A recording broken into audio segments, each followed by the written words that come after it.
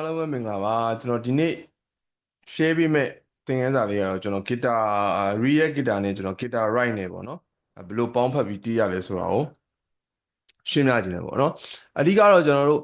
melody ကို melody လေးတွေဖန်တီးမှဆိုရင်ကျွန်တော်တို့ကဘယ်လိုမျိုးလူမျိုးတွေအတွက်ကိုဦးစားပေးယူရတယ်ဆိုရင် melody လေးတွေကိုเนาะguitar လက်ခက်လေးနဲ့တီးခြင်းတယ်အဲ့လိုမျိုးလေးအတွက်ကိုပေါ့နော်ကျွန်တော်ပြပေးတာဖြစ်တယ်နောက်တစ်ခုက guitar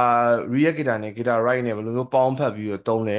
guitar right ကိုဘယ်လိုမျိုးသုံးလဲဆိုတာသိသွားပြီလမ်းကြောင်းလေးတစ်ခုသိသွားပြီဆိုရင်ကျွန်တော်တို့တွက်လဲကုသိုလ်ရတယ်ပေါ့နော်ကျွန်တော်ရဲ့ဗီဒီယိုကိုအစားအဆုံးကြည့်ပေးခြင်းဖြင့် smoke ပေးပါဘောနော်နောက်တစ်ခုကကျွန်တော်ရဲ့YouTube channel လေးကို subscribe နဲ့ sharing လုပ်ပေးပါဦးကျေးဇူးတင်ပါတယ်ပေါ့နော်လောဆယ်ကတော့ကျွန်တော်တို့တန်ဖိုကတော့အကြမ်းမြင့်ကျွန်တော်တို့ချိန်လိုက်ပြီပေါ့နော်100ချိန်လိုက်ပြီနော်ချိန်လိုက်ပြီဆိုတော့ကျွန်တော်တို့ကအရင်ဆုံးဘာလုပ်မလဲဆိုကျွန်တော်တို့ကော့နဲ့ကီးနဲ့အရင်ဆုံးစချမယ်ပေါ့နော်အမြဲဟောအလွယ်ဆိုရင်ကျွန်တော်တို့က net set ပဲကျွန်တော်သွားလိုက်မယ်ပေါ့နော် net set သွားမယ်နောက်ပြီးတော့ piano တစ်ခုကိုရွေးလိုက်မယ်ဘာမှကျွန်တော်တိတ်မတတော့ဘူးပေါ့နော်တကောင်နည်းနည်းလေး short ရမယ်ကျွန်တော်ဘာချိန်မလဲဆိုတော့ကျွန်တော်တို့က G key ပေါ့နော် G E minor C D ပေါ့ကျွန်တော်အလွယ်ပေါ့နော် G ရယ် C D plug ကတော့မှားတာပေါ့နော် plug ကတော့ကျွန်တော်ဒါအမျိုးဖြစ်လို့ရေးရတယ်အဲ့လိုမရေးရဘူးပေါ့နော် G E minor C D တို့ပဲရေးရမှာအဲ့ဒါကိုကျွန်တော်တို့က C မယ်ပေါ့C မယ်ဆိုရင်ကျွန်တော်တို့ကဘယ်လိုမျိုးလုပ်မလဲဆိုတော့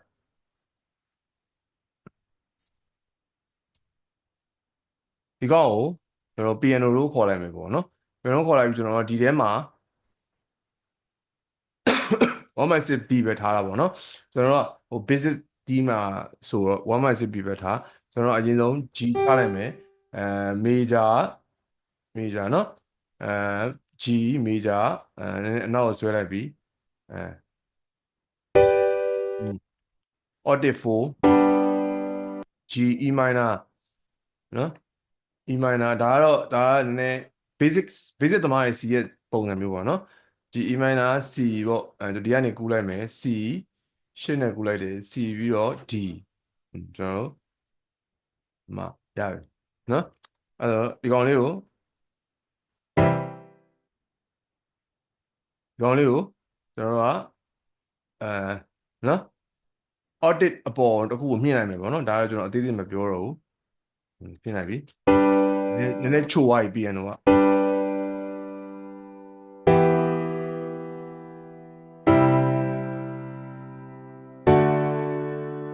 โอเค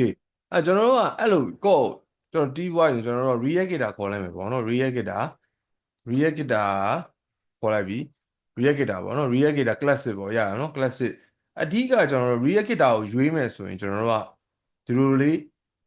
သုံးခုပါမယ်ပေါ့နော် midi ရယ် multi ရယ်ပတ်တန်ရယ်နော်ပတ်တန်အရေးကြီးတယ်ပေါ့နော်ကျွန်တော်တို့ဒီပတ်တန်ဆိုတော့ပတ်တန်သူထုတ်ထားတာလက်ခတ်တွေဆိုရင်သူတီးပြီးသားလက်ခတ်တွေပါတယ်ပေါ့နော်အဲ့ဒါတွေကိုကျွန်တော်တို့ကသွားပြီးတော့ချိတ်ပြီးတော့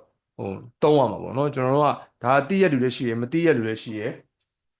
ဒါတော့မတီးရလူတော့ကိုကျွန်တော်တေချာပေါက်ပြောပြနေတာပေါ့နော်အဲ့ဒါကြောင့်ကျွန်တော်တို့ကဘယ်လိုလုပ်မလဲဆိုရင်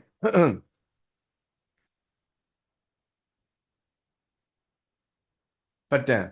နော်ပတ်တန်ပတ်တန်ပြီးတော့ဒီကောင်းကိုနော်ဒီမှာ G E minor CD ချတဲ့ဥစ္စာကိုဒီကောင်းကိုပြန်ကူးလိုက်မယ် Ctrl C Ctrl V ဟာနော်ပတ်တန်ကိုကျွန်တော်ဒီ MIDI ဆိုရင်အတန်ထွက်တယ်နော်ပတ်တန်ရွေးလိုက်ပြီးတော့ပတ်တန်အောက်မှာ click here to select ပတ်တန်နဲ့ဒီကောင်လေးကိုရွေးပါတယ်နော်မြားလေးထိုးပြတာရယ်နော်အဲ့လေးကိုနှိပ်မယ်နှိပ်ပြီးတော့မှဒီမှာ guitar ပတ်တန် library ဆိုတာရှိရအဲ့ဒါကိုဖွင့်ချမယ်ပေါ့နော်ဖွင့်ချပြီးတော့မှ Latin pop တို့basic picking တို့ဘာတို့နော် blue slow တို့ဒီမှာ Latin pop တို့ O တို့ pop slow တို့နော်ကိုလိုချင်တဲ့ music type ပုံစံမျိုးကိုကိုကရွေးချယ်လို့ရတယ်ပေါ့နော်ရွေးချယ်ပြီးတော့မှကိုလိုချင်တဲ့ music type ပုံစံမျိုးကိုကိုကရွေးချယ်လိုက်ပေါ့ရွေးချယ်ပြီးတော့မှသူ့ရဲ့လက်ခတ်တွေအထဲမှာပါတယ်ဆိုတော့ကိုကမေးလို့မရဘူးเนาะအဲ့ဒါကိုပြောချင်တာဆိုတော့ pop show ကိုနှိပ်လိုက်ပြီpop show နှိပ်လိုက်ပြီဆိုတော့ new age ကိုနှိပ်လိုက်မယ်ပေါ့နော်ပြီးတော့မှဒီ new age ကို double click နှစ်ချက်နှိပ်လိုက်တယ်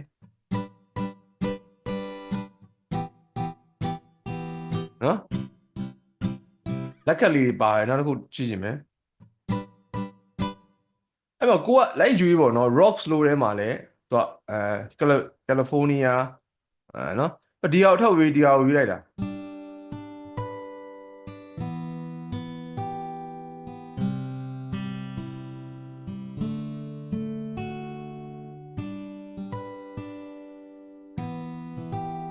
တော့ဘယ်လိုလဲဆိုတော့ဒီလက်ခတ်ဖြစ်အော်တိုဖြစ်သွားတာပေါ့နော်ကိုကဒီလိုမျိုး key ကိုစီပေးရုံပဲတော့ key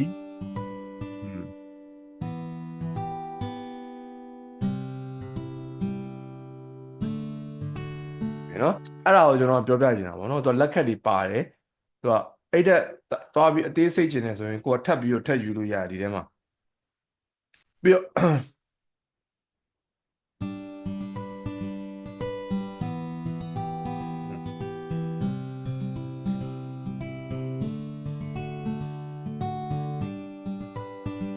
plugin ခုတ်တာပေါ့နော်အဲ့ဒါကိုဒီမှာဒီထဲမှာကြိုက်သလိုပြင်လို့ရတယ်ပေါ့နော်pick တန်ဖြစ်သွားနော် base နဲ့ set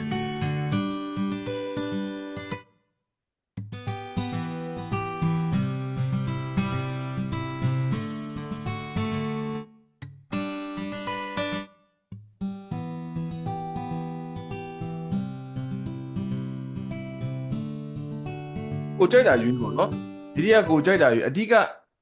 guitar right နဲ့ဘယ်လိုမျိုးပေါင်းဖက်ပြီးသုံးလို့ရတယ်ဆိုတော့ပြောပြချင်တာပြီးတော့မှဒီကောင်းကို guitar right ဆိုတာ effect ပေါ့နော် guitar right ဆိုတာ effect real guitar ဆိုတာ plugin နော်ပြောချင်တာအဲ့ real guitar နဲ့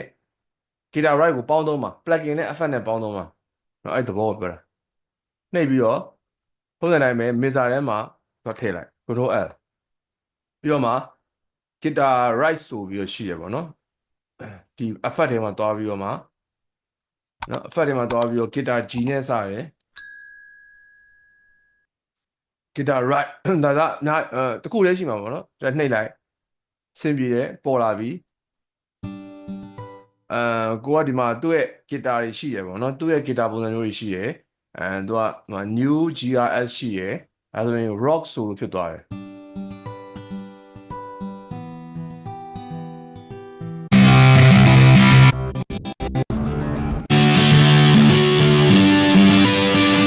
အဲ့တော့ဟိုဟာမှာ rock အရန်ကြမ်းတယ်ပေါ့နော်အဲ့ဒါကိုကိုက plugin အသေးသားလေးလိုချင်တယ်ဆိုရင်အဲ့လိုမျိုးကိုကလိုက်ရှာကြည့်ရမှာပေါ့နော်ပြောနေတာတော့ clean ပေါ့ဒီမှာအခါနေတယ်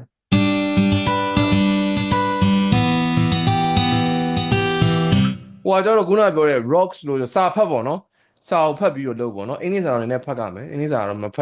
တ်လို့တော့မရအောင်နော်မဖတ်တတ်လို့လည်းမရအောင်အဆင်မပြေဘူးနည်းနည်းဖတ်ကြမယ်နော် clean ဆိုတာဘာပြောတာ clean ဆိုတာတန့်ရှင်းတယ်တန့်ရှင်းတယ်ဆိုရင်ဒါဂီတာဇန်ကနေတန့်ရှင်းတဲ့ပုံစံရှင်းနေတဲ့ပုံစံထွက်နေအဲ့လိုမျိုးကိုပြောချင်တာ area 55 area 55ဆိုဘယ်လိုဖြစ်မလဲအဲ့လိုပေါ့ area 55အတုံးလုံးဆိုတာဂျိုသားအတုံးလုံးလေဂျိုသားဆိုတာဟောပဲဂျို area 50 55တောင်51ပါတယ်ပါဂျိုသားတွေပါရှိရတယ်အဲ့လိုမျိုးအတုံးလုံးဆိုတော့သူ့ရဲ့အတန်လေ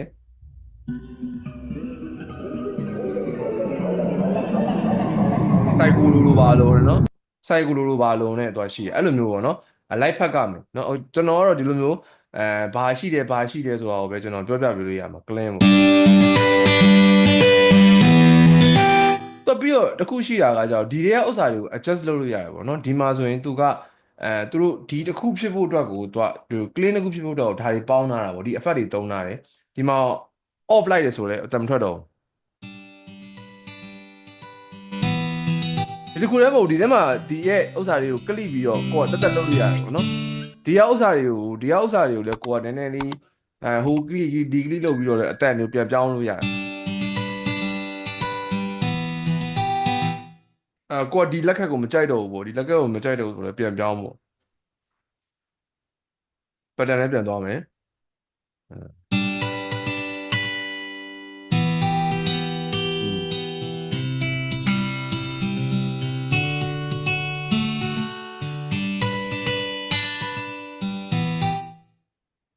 ပေါ့တယ်เนาะအဲ့မှာ slow ရှိရ basic ဒီမှာဒါလေးလေ့ကျင့်န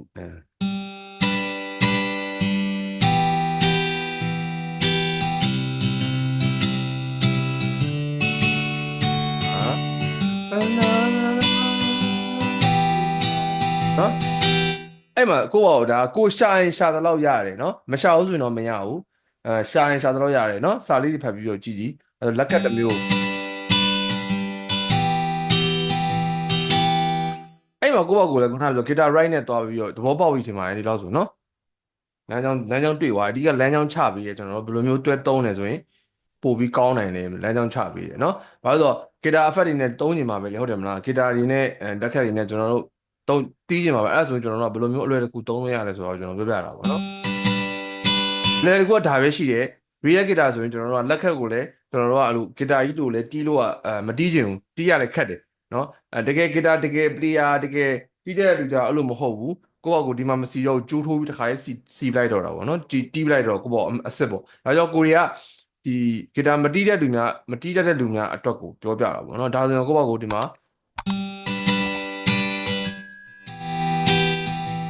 room နဲ့စာလေးရဖတ်ပေါ့နော်